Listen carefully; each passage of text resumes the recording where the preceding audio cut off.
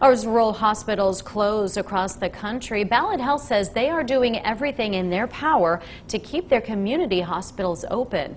At 5, News Channel 11's Ashley Sharp introduced us to the problems rural hospitals are facing nationwide.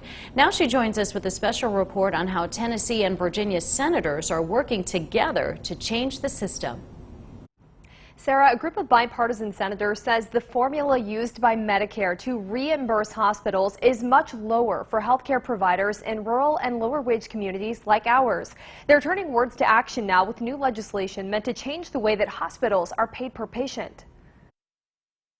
Rural hospitals in America are left with a problem: financial instability driven by the way they're reimbursed compared to big city hospitals. The system is designed to advantage them. This was done on purpose. Ballad Health's president, Alan Levine, helped craft new legislation, bringing policy change to level the playing field and get rural hospitals more money.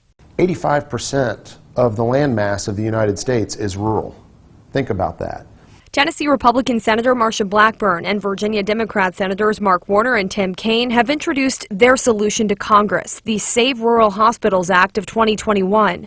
For the health and the safety, for the economic development, for the continued growth of these areas, you have to have access to affordable health care. Under current law, instead of the normal reimbursement rate, you get some fraction of the reimbursement rate, and that makes it hard in rural communities. The goal: create a national minimum for the Medicare wage index to make sure rural hospitals get fair payment for their services. Rural hospitals like ours would actually fare better under this legislation. It would put more dollars into the hospital's bottom line. Senator Warner says the pandemic has made these problems worse.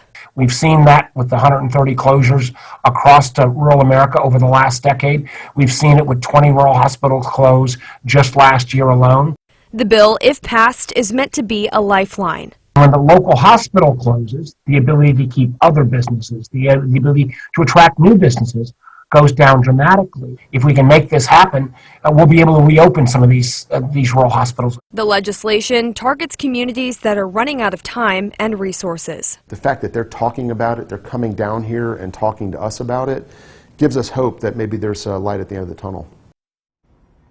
With the Save Rural Hospitals Act introduced and now referred to the Finance Committee, Senator Warner told me his hope is that this could possibly be attached to the Biden infrastructure plan and passed under that sweeping legislation.